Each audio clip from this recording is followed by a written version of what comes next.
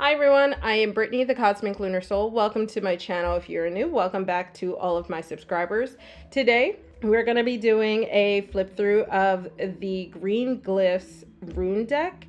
So I'm very excited about this. If you didn't see the overview, go ahead, check that out after the video. Otherwise, let's get into it. This is the Green Glyphs Runes. Here's the back of the box. It's a 25 card deck. It also includes 3 dice, and then it also includes a 65-page guidebook. Let's go ahead, look at the box. You can see all of that foiling. The box just has all of the runes and everything highlighted on it. It's quite lovely. This is a magnetic flip side box and you can see the pattern goes all the way through. Here we have a rune. You can see that foiling there.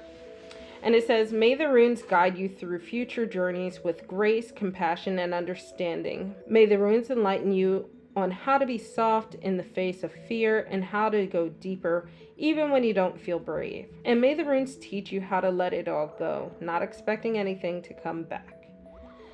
All right, so here's the guidebook. So let's go ahead and look at that. It's a very thin guidebook, obviously. It's only 24 cards, so there's really not much to go through. So let's go ahead, crack it open. If you saw the overview, you know that the glossary includes all of the guidebooks, but each guidebook has its own table of contents, which I just absolutely love. This one includes a note from James, welcome to runes, history lessons, stringing runes together, Odin's runes, 3 runes, 4 runes, etc., etc. So I like that the guidebook is very beginner friendly. I haven't started with runes yet. I've kind of been getting a lot of signs that I need to, but I've been putting it off. So I guess this is the kick in the butt that I need. So I very much appreciate the welcome to runes section. Basically, this deck came about because James R. Eads used decks to better learn runes, and I'm hoping, actually I feel like that is very much up my alley. So it goes on to explain a history lesson about the different runes, and then it says that the Elder Futhark Runes are the oldest runic alphabet and one of the most widely used today. So this is what this rune deck is based off of, the Elder Futhark. Hopefully I'm saying that right. If not, I said it wrong in multiple videos, so I'm teaching someone incorrectly. But it goes through to stringing runes together, which I do read witches runes, and I can say that that's probably one of my struggles. I don't do it very often because of that. I tend to use runes similar to Oracle, where I complement tarot readings. So I really like the idea of going through in it, talking about how to string coherency together, which is something I teach a lot in tarot as well. So they explain that a single card rune reading is Odin's rune. There's three rune readings, similar to 3-card tarot readings, and very similar, past, present, future, that kind of idea. Goes on to 4 runes, and you can use it as like a spring, summer, fall, winter kind of reading using the seasons. And then 5 runes and beyond. So it does go into a little bit of the color aspect. I mentioned in my previous video of the Lenormand that the yellows and golds are meant to relay like happiness and joy, whereas the orangey reds are meant to relay like misfortune and struggle. But I did mention in the other video that I wasn't sure what green and blue are, and that's because they're neutral. They're described as neutral. I just missed that in the last video when I was going through the guidebook. I think that adds a really awesome and fun dimension, especially because it's carried out throughout the entire box set. So you can see such a full deeper dimension of reading between, you know, just using the rune or using the runes in combination with other stuff. So we go into the actual runes. You have the symbol here, the name, and I love that it gives the pronunciation. So as you are aware, especially if you've listened to my other videos, I am not the best with pronouncing things. I went to school for numbers, guys. Not much of a vocab person. So we go into the history of the rune, which I love that. I love that it goes into the history, especially because it does mention that the Elder Futhark runes are such an ancient alphabet. So I think that will add an extra dimension to the readings once I or you or whoever gets to that point.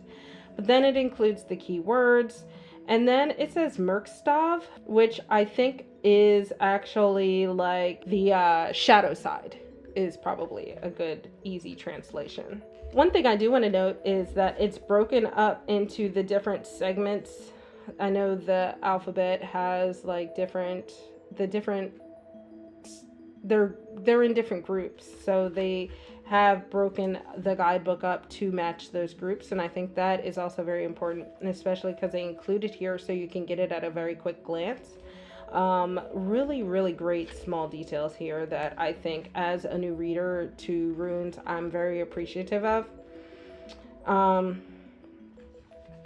But I think Merkstav is actually more of like the reverse meaning, which doesn't necessarily have to be shadow side, but just looking, glancing, and flipping through this very quickly, I think that's probably how it equates to. But apparently some don't have a reverse meaning. All right, let's get into the good stuff. We are going to open this up. Let's talk about the dice. It comes with 3 dice here. I really like that it comes with this. If you kickstart this and decide you don't want the rune deck, but you do like the dice, you can get the dice separately as an add-on. So that way, you know, if you decide that you're not quite sure if you want more cards to sling around, you do have the dice option instead. I do believe that in the video of the Kickstarter, they accidentally put all 3 of the same dice, but that was just like a video issue. An issue for that video. So as you can see, you will get 3 different dice that you can use, and it will complement the decks really well if you decide to get this as an add-on and use it in tandem with the other decks in the set. They are nice and heavy, and they are fully metal. Let's go ahead and get into the deck.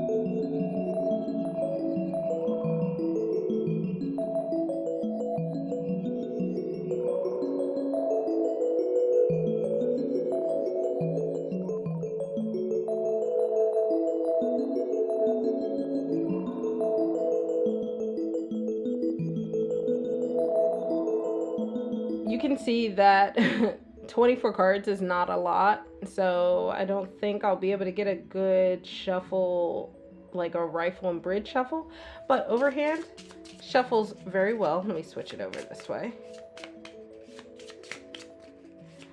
The card stock on this is just beautiful. It's nice and firm. This is 350 GSM, 2.5 by 3.5 inch cards. And that really equates to a nice sturdy card stock. The backs are the same across the board, and that is just in case you decide to mix and match decks. That way you know you're not subconsciously picking a card from a specific deck. if you are the type of person to fan out, it does fan very well. I will say, like, new decks tend to stick a little bit. Let me try that one more time. A little better. A little chunky, but also very small deck. So there's not much to fan. Let's see if we can do a rifle and bridge with this. Not so much a bridge, but you can rifle it. Just know that if you do, you will most likely get a built-in bend. That is just the nature of being a rifle and bridge shuffler. I personally don't care, but I'll most likely just overhand these just because of the amount of cards. So for the images, similar to Lenormand, you saw all of these really lovely colors, some multicolored, some fairly black and white, you know, black and white, and then we have like mostly yellow, or a balance between the yellow and the orange, and here we have mostly orange with a little hint of yellow, and then these we have fairly like neutral tones that are happening. So I think that will really help you get an idea of the meanings of the cards. I know even flipping through this, I saw a lot of things that, you know, not knowing what the runes mean, it gave me at least a general gist of the tone or the feel of the card. Like for this one, you know, it seems fairly neutral, whereas this one seems fairly happy. And this one, there's a balance, and it could be different based off of it being upright or reversed. So I think that having the complementary images to go along with it, and the fact that the images all mesh very well together between the cards, can really start to open you up to being a really more well-rounded rune reader.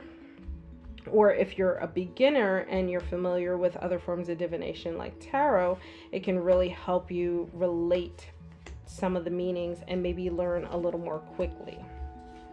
So if you missed the overview of this, where I talk about all of that stuff all together and all the information for the box set, you can go ahead and check that out. Or you can check out the Lenormand flip through I did, so you can get a better idea of the different cards and basically the deck that kick-started the entire set here. Otherwise, make sure you give me a thumbs up if you enjoyed this video. Comment below if you read runes. How do you feel about rune decks? Do you use them? And if so, what was your favorite card in this deck? Also, hit that subscribe button and hit that notification bell if you don't want to miss out on the future videos in this series. All right, guys. Bye.